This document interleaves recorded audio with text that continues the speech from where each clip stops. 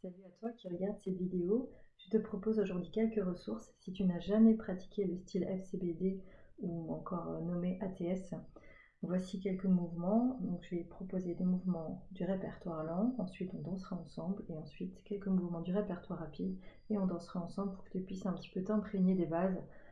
Je ne te demande pas de connaître parfaitement ces mouvements, mais au moins déjà de pouvoir un peu les repérer, les sentir dans ton corps, et comme ça quand on dansera ensemble en stage, tu pourras déjà avoir quelque chose que ton cerveau et ton corps reconnaissent. Donc je vais mettre debout. Déjà, dans les mouvements de base, dans le répertoire lent, on a un mouvement qui s'appelle le taksim ou le figure 8. Donc il s'agit en fait de créer un 8 vertical qui va du bas vers le haut avec tes hanches. Les genoux sont, alors on ne voit pas trop avec mon pantalon, mais les genoux sont légèrement fléchis, en fait ils vont s'articuler, ça va se plier, se tendre, se plier, se tendre. Et dans ta posture, tu ne seras jamais avec les fesses en arrière ni complètement rentré vers l'avant. Essaie de trouver une position qui est la plus neutre possible pour que ce soit agréable pour ton dos. On ne voit pas forcément, mais je vais lever mon pantalon. Mes pieds restent au sol. On ne va pas décoller les talons, en tout cas le moins possible. Cependant, si tu les décolles un petit peu, c'est pas trop gênant, surtout pour un début. Tu peux les faire assez lents. Et vraiment prendre le temps de dérouler ce mouvement dans le temps. N'hésite pas à faire un mouvement qui est assez petit dans un premier temps, parce que si tu fais un mouvement assez grand et tu n'as jamais pratiqué ce mouvement ou n'est pas familière avec, peut-être que ça va être un petit peu gênant dans ton corps ou tu vas peut-être créer des tensions. Donc n'hésite pas à faire quelque chose de petit et de bien visualiser cette forme de 8, de mouvement de l'infini dans ton corps. Ça, c'est ce qui se passe au niveau du bassin. Pour les bras, on va avoir les bras en position à hauteur des épaules et on va faire des ondulations de bras. Une ondulation qui part des coudes, qui peut être au niveau des épaules et de la tête, ou un petit peu plus haut, toujours avec une rotation des coudes. Pour moi, c'est un petit peu comme si on poussait des nuages. Et on va connecter ces mouvements de coude avec nos hanches. Donc quand la hanche remonte, le coude va monter. Donc là, ma hanche est en bas, mon coude va descendre. Et je vais connecter mes coudes à mes hanches. Et si je monte un petit peu plus, je peux imaginer que je connecte mes mains, mes paumes de main avec mes hanches, comme si là ma hanche monte, ma paume de main pousse, comme si elle était à l'intérieur même de ma hanche pour pousser ma hanche vers le ciel. Les épaules restent basses, la tête haute, on s'auto-grandit et on reste détendu, on respire. Ce mouvement peut se faire en tournant sur soi-même et de préférence les bras en haut pour laisser de l'espace.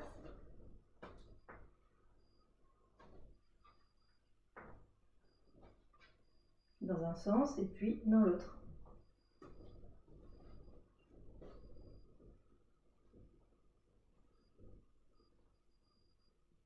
Et si tu as les bras très fatigués, tu as l'autorisation de danser avec tes mains à côté de tes hanches.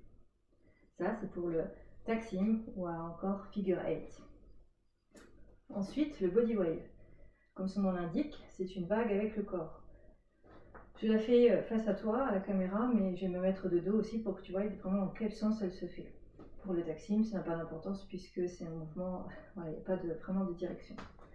On va se grandir, on va avancer la poitrine, tirer la poitrine vers le haut et vers l'avant, encore plus vers le haut, et on va se dérouler, comme si on déroulait notre colonne contre un mur, du haut vers le bas. Devant, donc on avance bien la poitrine, on lève encore un petit peu pour créer un creux ici, mais on va rentrer un peu nos fesses quand même, et on va se dérouler progressivement en essayant de ne pas trop bouger le bassin.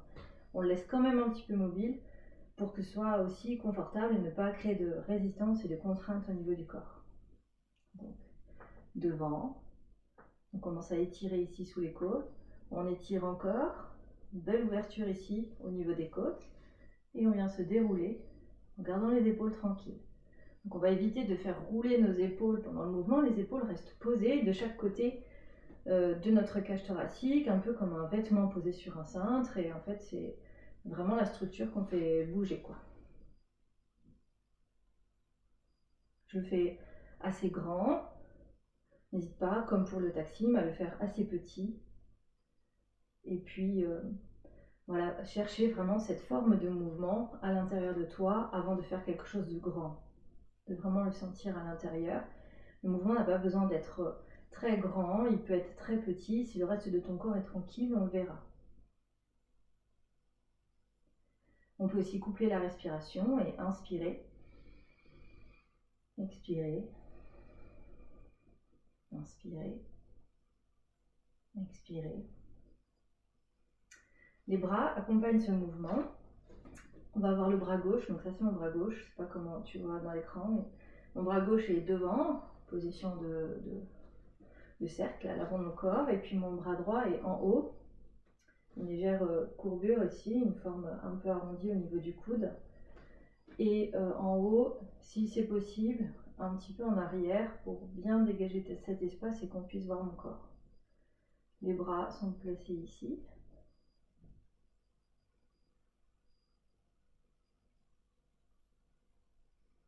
On va essayer de garder cette belle posture de bras.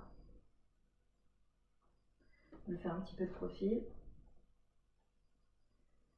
On reste souple sur les genoux et surtout on ne force pas.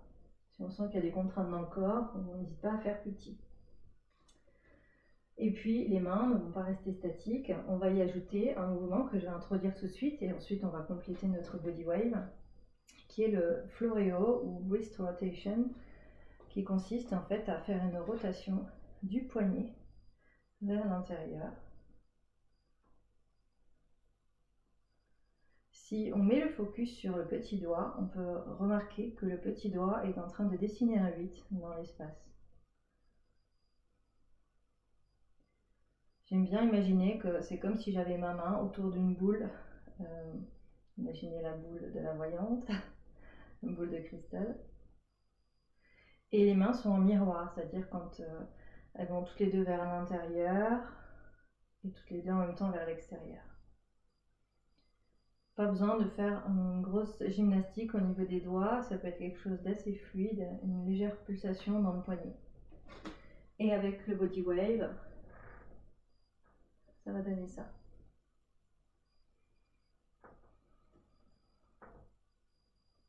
On remarquera qu'en fait, mon poignet va se lever comme une marionnette où on vient activer la ficelle du poignet au moment où ma poitrine va se lever. Le poignet se lève, la colonne se déroule et je fais comme un au revoir avec ma main.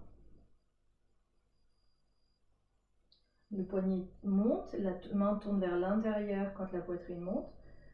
La poitrine va redescendre, le dos va redescendre et la main fait une rotation vers l'extérieur.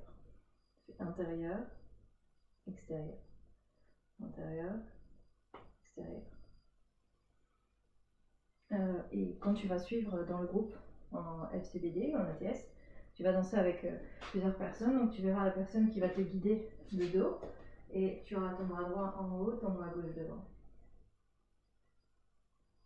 Et on sera dans ce qu'on appelle un angle de performance, pas vraiment face, mais légèrement dans une diagonale gauche, qui va te permettre de voir l'ondulation et au potentiel public aussi de voir l'ondulation. Ce mouvement peut se faire en tournant sur toi-même, en tournant un peu la tête à gauche, pour dire que tu vas à gauche, ou en tournant la tête vers la droite, comme un petit clignotant, pour indiquer que tu vas tourner vers la droite. Tu peux passer avec le taksim, les bras plus bas, plus haut, body wave.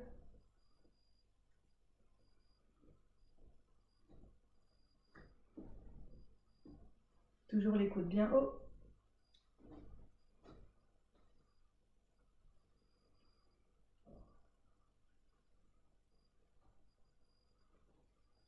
la tête pour indiquer un tour.